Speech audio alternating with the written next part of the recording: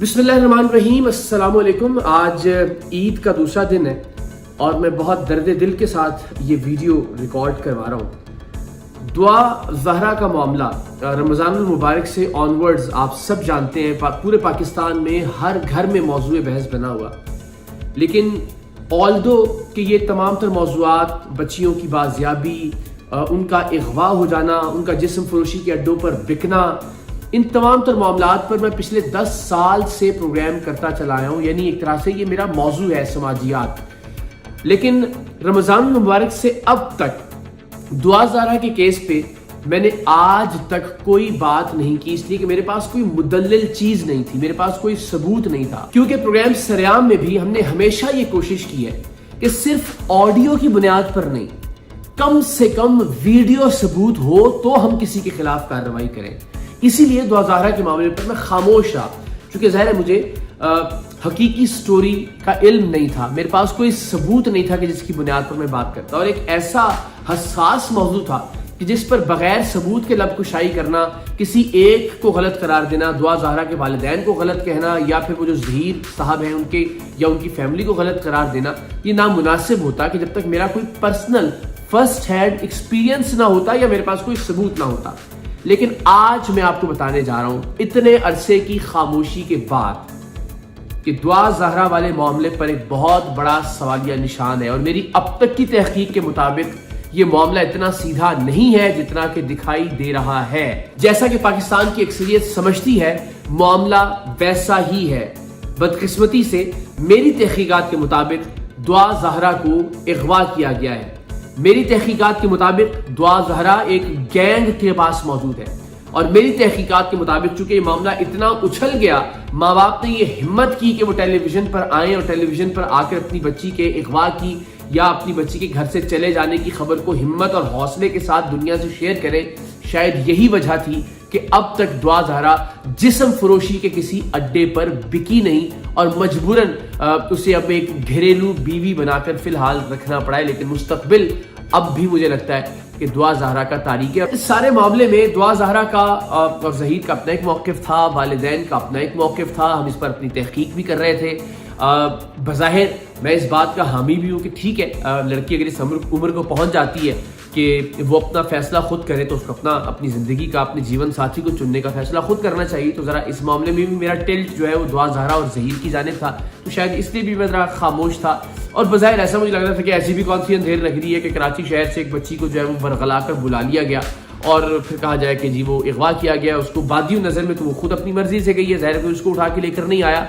लेकिन मैं अल्लाह ताला की ज़ात को हाजिर नाजिर जानकर आपको बहुत सारे किस्से ऐसे बता सकता हूँ। सरेआम के 10 साल की तारीख ऐसे प्रोग्राम से भरी हुई है जहां ज़हीर अहमद जैसे बदबख्त लोग बदकिस्मती से दुआ ज़हरा जैसी बच्चियों को शादी का झांसा देके, वरगला के, सोशल मीडिया के जरिए, फोन कॉल्स के जरिए बुलाते हैं। और बुलाने के बाद फिर अल्टीमेटली उन्हें आगे एक गैंग के पास, फिर दूसरे गैंग के पास, फिर तीसरे गैंग के पास, गैंग दर गैंग जिस्म फरोशी के लिए और दीगर बदकारी के कामों के लिए उन्हें बेच दिया जाता है। और इस केस में ऐसा ही होने जा रहा था।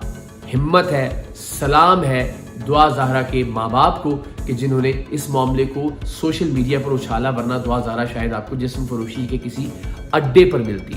अब मैं इस नतीजे तक पहुंचा कैसे, और इस पर अभी मजीद तहकीकात जारी होगी, तो इंशाअल्लाह अज़ीज़ सबूत दर सबूत आपकी खिदमत में मैं पेश करूंगा।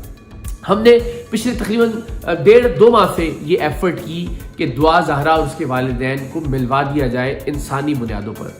और अल्लाह ताला की ज़ात जानती है, दुआ ज़हरा और ज़हीर के जो वकील हैं राय साहब, वो हलफन कुरान मजीद पर हाथ रखकर इस बात का एतराफ़ करेंगे। मेरे पास उनसे मौजूद जो गुफ्तगू है उसकी रिकॉर्डिंग भी है, लेकिन अखलाक इस बात की इजाज़त नहीं देता कि वो रिकॉर्डिंग में उनकी मर्जी के बगैर शेयर करूँ। ज़ुरैरा साहिबा जो एंकर जिन्होंने उनका इंटरव्यू किया था, मैंने उनके तवस्सुत से भी कोशिश की और बहुत सारे ज़राए से मैंने कोशिश की कि हम कैमरों पर रिकॉर्ड नहीं करेंगे, हम कोई रिकॉर्डिंग नहीं करेंगे। हम सिर्फ ये चाहते हैं कि इस ईद पर, यानी जो कल ईद गुजरी है, उस पर बेटी अपनी माँ से मिल ले। मैंने दुआ ज़हरा के वालिद से बात की انہیں میں نے کنونس کیا. میں نے ان سے عرض کی کہ دیکھیے آپ اس بات کی اجازت دیجیے کہ ماں اپنی بیٹی کو ملے. انہوں نے کہا مجھے اس بات پر اقرار نہیں, اگر آپ کہتے ہیں تو کوئی اعتراض نہیں. ٹیلی ویژن پر, میڈیا پر, سوشل میڈیا پر ان کا موقف الگ ہے, لیکن میں اللہ اور اللہ کے پیارے رسول صلی اللہ علیہ وسلم کی ذات کو گواہ بنا کر آپ کو یہ بتاتا ہوں کہ مجھے انہوں نے یہ زبان دی کہ میں اپنی بیٹی سے یا میری بیوی اگر میری بیٹی سے ملتی ہے تو مجھے اس پر کوئی اعتراض نہیں. میں نے ان سے کہا کہ اگر ظہیر کے ساتھ یہ ملاقات ہو تو انہوں نے کہا اگر اس کے علاوہ اور کوئی آپشن نہ ہو تو میں ظہیر کے ساتھ بھی اپنی بیٹی سے ملنے کے لیے تیار ہوں. ظاہر ہے سوشل میڈیا پر اور ٹی وی پر چونکہ ایک لیگل پریشر رکھنا ہے دونوں نے کہ جی ہم نہیں ملیں گے, وہ کہہ رہے ہیں ہم نہیں ملیں گے, ہم کیس جیت کر نہیں ملیں گے آل دیٹ. لیکن میں آپ کو دیانتداری سے یہ بات بتا رہا ہوں, اور بلکہ میں دعا زہرا کی والدہ کا کلپ بھی آپ سے شیئر کرتا ہوں. ڈاکٹر حسن بھائی, میں سائمہ کاظمی بات کر رہی ہوں, مہدی علی کی وائف.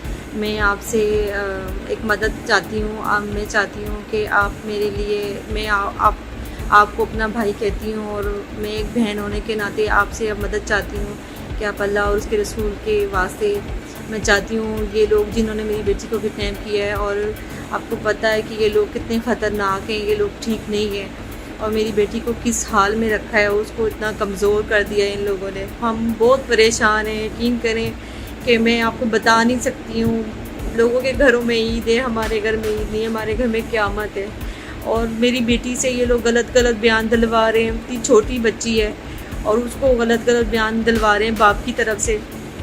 تو میں وہ بیٹی جو اپنے باپ کے سینے پہ سر رکھ کے سوتی ہو, ماں سے کئی گنا زیادہ اپنے باپ سے پیار کرتی ہو, تو وہ بیٹی اپنے باپ کے لیے ایسا تو نہیں بول سکتی. تو میں اس کے ذہن سے کھیل رہے ہیں, دماغی توازن اس کا خراب کر رہے ہیں.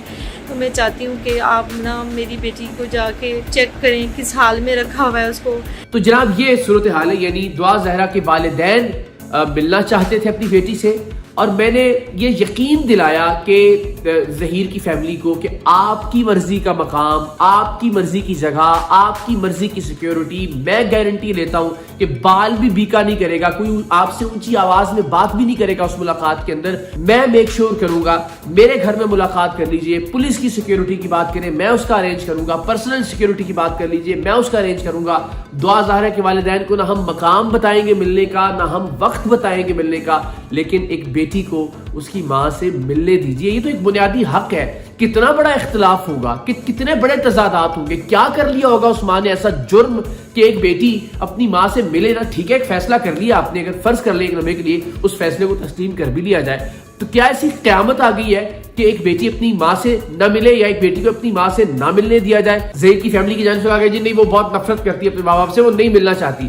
ظہیر کے کہنے پہ وہ کراچی سے لاہور آ سکتی ہے. اگر وہ فیملی اگر انسانوں والی فیملی ہے, اقدار والی فیملی ہے, تو کیا اس فیملی کو نہیں چاہیے کہ اس بچی کو قائل کرے کہ ماں باپ سے مل لینا چاہیے, جبکہ ماں باپ خود اس سے ملاقات کرنا چاہتے ہیں؟ میں اس نتیجے پر پہنچا کہ اگر میں یہ عرض کر رہا ہوں کہ ہم ویسے آپ ٹی وی پہ بہت آ رہے ہیں, ویسے آپ اپنا دنیا کو دکھا رہے ہیں کہ ہم بہت خوش ہیں, اس لیے کہ ظاہر آپ کے پروپیگنڈے کا یہ حصہ ہے, لیکن میں آپ کو حلفاً یہ کہتا ہوں, میں آپ کو یہ آفر دیتا ہوں کہ کیمروں کی موجودگی کے بغیر بچی کو عید پہ اس کی ماں سے ملوا دیجئے. میں آپ سے کہتا ہوں اپنی مرضی کا مقام, اپنی مرضی کی سیکیورٹی, اپنی مرضی کا ٹائم منتخب کیجئے. میں گارنٹی لیتا ہوں کہ کوئی آپ سے اونچی آواز میں بھی بات نہیں کرے گا, لیکن اس کے باوجود بچی کو ماں سے نہیں ملنے دیا جاتا.